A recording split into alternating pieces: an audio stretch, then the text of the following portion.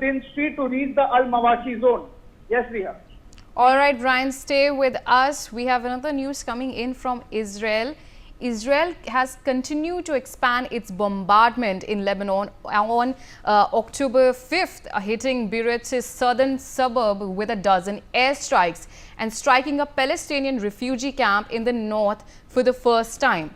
According to the Lebanese officials, some of the strikes were very violent, and this was reported by the local media. According to a statement released by the Hamas, the attack on the Bedawi refugee camp, which was located near the northern Lebanese city of Tripoli, it resulted in the deaths of a Hamas military wing official and his spouse and the two young children. The strikes on Tripoli marks a significant expansion of Israel's operational range, as most of its previous attacks have focused on southern Lebanon and the capital Beirut. So, Brian, now we can see Israel continues its bombardment in Lebanon, and now it has also expanded it and it's attacked Tripoli as well. What more details can you tell us about that?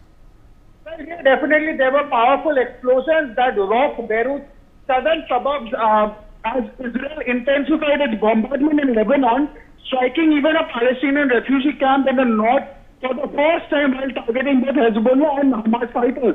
And this very, conflict escalates, also thousands of people, including Palestinian refugees, have fled the affected areas. Rallies are taking place around the world to mark the approaching anniversary of the war in Gaza. Now, the explosions also began near midnight also and continued into even today, that is, as we are talking also.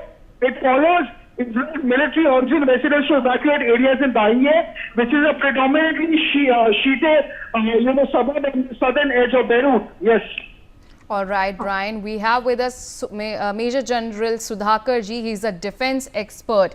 Major General Sudhakar Ji, we are seeing that Israel and Iran conflict continues to escalate. Israel continues its bombardment in Lebanon, and now it has also its bombardment in Beirut and as well as Tripoli. How do you assess the situation? Yeah, good morning. Thank you for getting me to your show.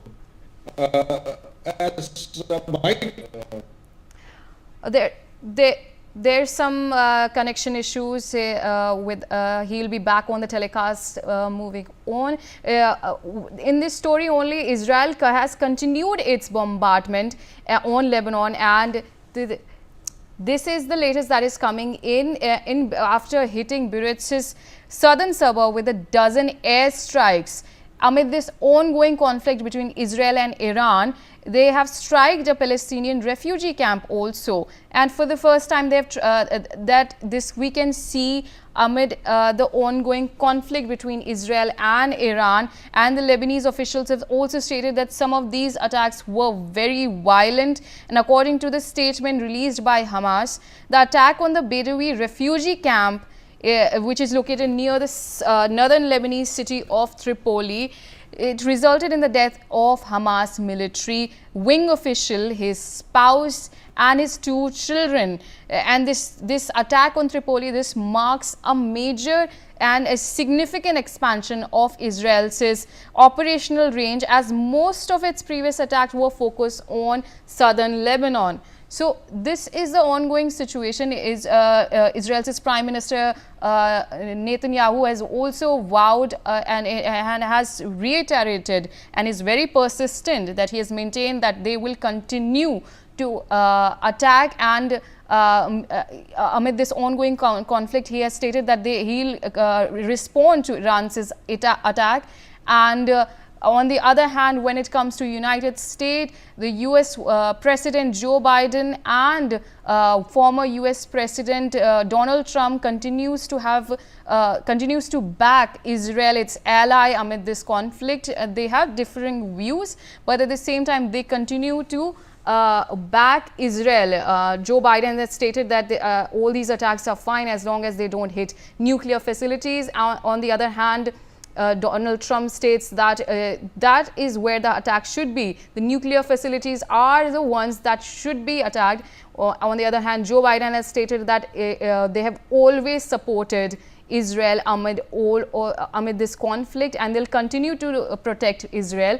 That is what the US President Joe Biden has stated. Amid all of this, the strikes, the ongoing conflict and the counterattacks continue to take place between Israel and Iran, and Israel has continued its bombardment on Lebanon, Beirut, as we can see. So this is the latest that is coming in at this point of time. We have with us Major General Sudhakar Ji. He is a defense expert. Major General, as I posed the question earlier, Israel continues to bombard southern Lebanon, and it's also attacked Tripoli. How do you assess the situation?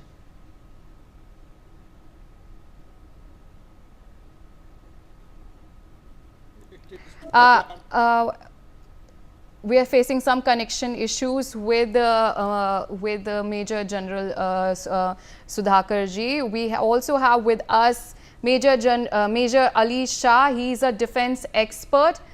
Major Ali Shah, what can you tell us now? As you see, Israel continues to be very persistent in its attack and its continuing bombardments on Lebanon. How do you assess the situation?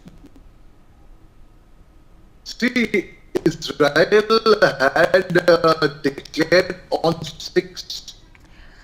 There's some connection issues that we are facing amid this.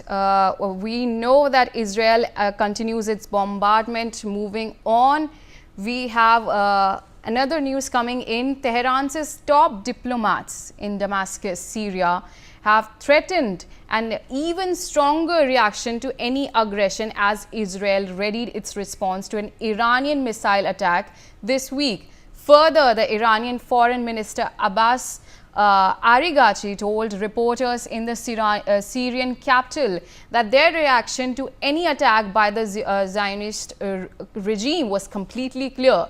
The minister met top officials, including Tehran's ally, President Bashar al-Assad, in Damascus. Further, they also added that for every action, there will be a proportional and similar reaction from Iran, and even stronger.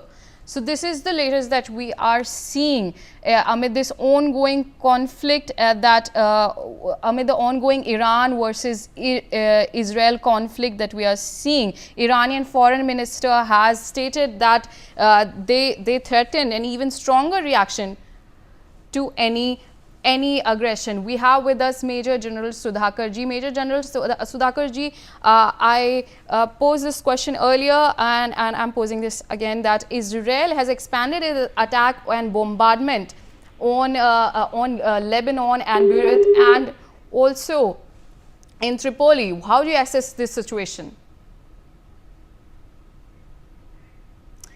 So this is the latest that we are seeing in Tehran's top diplomats are in Damascus. They stated that and threatened an even stronger reaction to any aggression as Israel readied its response to the Iranian missile attack and earlier this week. Further, the Iranian foreign minister Abbas Araghchi, he stated and told the reporters that the Syrian capital, that their reaction to any attack by the Zionist regime was completely clear. The minister also met the top officials, including Tehran's ally, President Bashar al-Assad, in Damascus. Further, they also added that for every action there will be a proportional and similar reaction from Iran, and even stronger. We have with us Major Ali Shah. He's a defense expert. Major, what can you tell about this situation? That how do you assess this situation? Tehran has top diplomats has also reacted to this. Israel continues its bombardment in Lebanon. See, Israel's continued bombardment at Lebanon, it means that no nation is going to keep quiet. As neutral law of motion says, every action has an equal and opposite reaction. So Iran had attacked Israel. Israel said, we will attack back, but at a place of their choice, time of their choice, style, the way they will attack it will be as per their choice.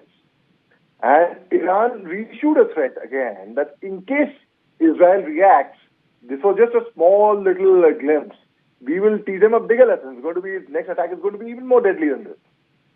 And Donald Trump on the other hand has said that Israel should. Hello, can you hear me? Yeah, I can hear you. Yeah, continue. Okay. Yeah. So Donald Trump over there said Israel should go on with the nuclear additional attack facilities plan. And we are facing issues with Major General Ali Shah's audio connections. Seeing this, Tehran's top diplomats in Damascus, they have threatened an even stronger reaction to any aggression, and they are ready. They have stated that as Israel is ready, its response to the Iranian missile attack. This is the latest that we are seeing. The defense capabilities and the attack capabilities of Iran and Israel continue to they continue to flash what they are seeing in aggression, and the situation continues to escalate on the ground. There's a counter attack that is taking place. Iran has conducted its strike, and then there's Israel as well, which continues to strike on Lebanon, in Beirut, in Tripoli. So this is the latest that we are seeing. We were seeing that Israel has continued its bombardment on the southern suburb and the dozen airstrikes with striking and also conducting striking Palestinian refugee camp in the north for the first time. And according to the Lebanese officials, some of the strikes were very violent, and this is what has been reported so far. And according to a statement that was released by Hamas, they have stated that the attack on the Bedawi refugee camp, which is located near the northern Lebanese city of Tripoli, which is resulted in the deaths of a Hamas military wing official. We have Major General Ali Shah back on the telecast with us. Major Ali Shah, he's a defense expert. He's back on the telecast. Major, what do you think about this ongoing situation that Israel continues its bombardment, and Netanyahu has vowed that they'll respond to Iran's attack? Well, Netanyahu has responded they will retaliate on that attack, and most certainly I think they will, but they will not go overt with it. They will make it covered. They will launch an attack which no one will know how they have done it, but it will be very obvious.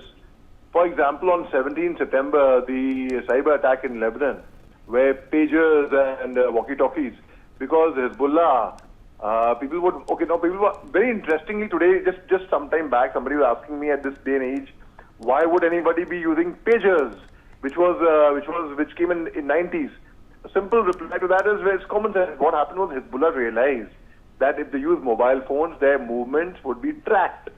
So they said, let's debunk the mobile phones and let's get back to pagers, the old technology, and walkie-talkies, so that their movement cannot be tracked. And by that, when they're using now the Israelis, their technology is superb. They are par excellence in technology. So they put a chip in their equipment that they were using, and it was blown, which means no one can trace out. No one can even figure out. Nothing is safe. So, hello? Here you continue. Yeah, so which means nothing is safe. Your output people are calling, we just ask them not to call because it's called disturbing the call. So now the fact is, similarly, Israel will launch an attack and nobody will know it's Israel. For example, there is a lot of speculation that the Iranian president was killed in the air crash, and it was apparently some technology used by Israel to hack it, which is, there's no proof. It's not been proved. Neither Israel taken onus of that, but they're just speculations like that. So, whether they have done it or not is a different story. But Israel will now do the attack in a way that no one can even guess in wildest dreams that Israel could do that. So they will retaliate in that way. a very covert way, I would say. And the acts, I don't see this, people asking what is the solution? How will it end? Unfortunately, I don't see a solution coming for this. I don't see an end. And rather, it's the start of an end. I can say that. So it is very, very deadly. Iran's Supremo, Ayatollah Ali Khomeini, he had been saying even 2 months back almost, that Iran should attack Israel anytime now. Their newly elected president, President Peshkin of Iran, he didn't want Iran to go ahead with the attack. All right, Major Ali Shah, thank you so much for joining us on the telecast. That's a wrap for the bulletin. We'll slip into a short break.